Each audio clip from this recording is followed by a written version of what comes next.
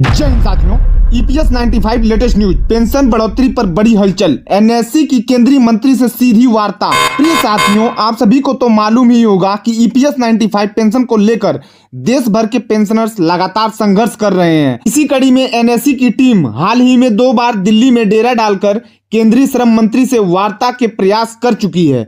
इसी क्रम में 4 जनवरी को एनएससी की टीम और पश्चिम बंगाल के कुछ साथियों ने केंद्रीय श्रम एवं रोजगार मंत्री श्री मनसुख मांडविया ने मंगलम ब्लैंकेट हॉल उत्तरपाड़ा हुगली में मुलाकात की।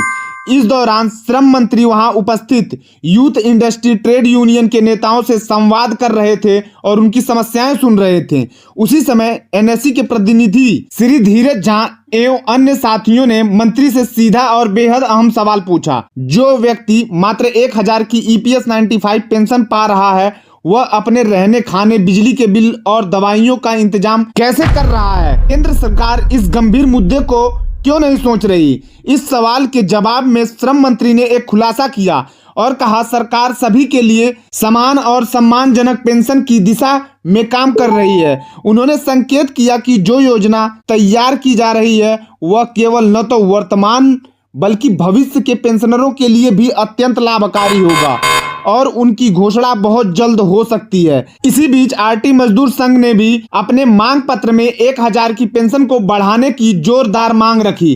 श्रम मंत्री का यह बयान काफी हद तक जी बिजनेस पहले दिए गए उनके बयान से मेल खाता है, जिसमें पेंशनर्स की उम्मीदें और मजबूत हुई हैं। दूसरी ओर माननीय सुप्रीम कोर्ट ने भी ईपीएस 95 से जुड़ी एक याचिका की सुनवाई चल रही है। इस सुनवाई के दौरान नवीन नटवाल ने महत्वपूर्ण तर्क रखा कि जब महंगाई और कंज्यूमर प्राइस इंडेक्स को इकोनॉमिक इंडेक्स के साथ जोड़ा गया तब वेतन बढ़ गया, लेकिन पेंशन में 11-12 वर्षों से अपडेट नहीं किया गया, जिसके कारण एक बड़ा वर्ग सोशल सिक्योरिटी स्कीम से बाहर हो गया है और ईपीएफओ की योजना का लाभ नहीं ले पा रहा। उन्होंने सीधी मांग की है कि सैलरी 25,000 से 30,000 तक होना चाहिए। इस पर माननीय जजेस ने ईपीएफओ को 2 हफ्ते के भीतर जवाब दाखिल करने का निर्देश दिया है, जिससे उम्मीद जताई जा रही है कि 4 महीने के भीतर पेंशन बढ़ोतरी पर ठोस फैसला आ सकता है। इससे वर्तमान कर्मचारी को भी बड़ा लाभ मिलेगा। लेकिन एक तकनीकी पहलू यह भी है कि यदि सरकार 25,000 से 30,000 सैलरी बढ़ाती है तो नियोक्ता का योगदान तब भी 15,000 तक ही सीमित रहेगा। कर्मचारी चाहे तो अधिक योगदान देकर अधिक पेंशन प्राप्त कर सकता है, जिससे सरकार का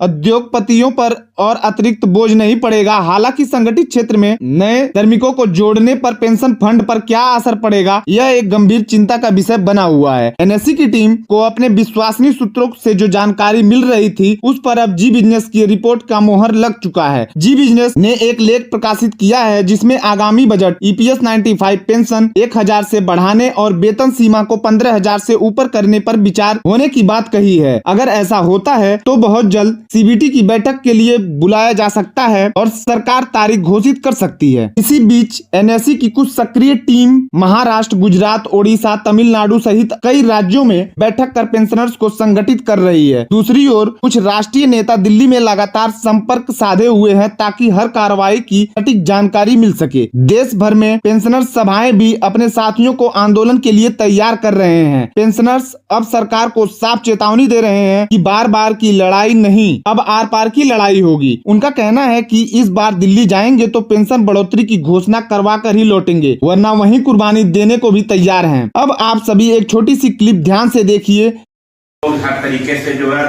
तैयार हैं और आप लोगों से निवेदन कर रहे हैं कि जब भी बुलावा आए दिल्ली का तो सब लोग जो है वह तैयार रहिए और उससे तैयार रहिए कि हम अब की बार चलेंगे तो लेकर के ही लौटेंगे, नहीं तो जो है अपनी कुर्बान कर देंगे।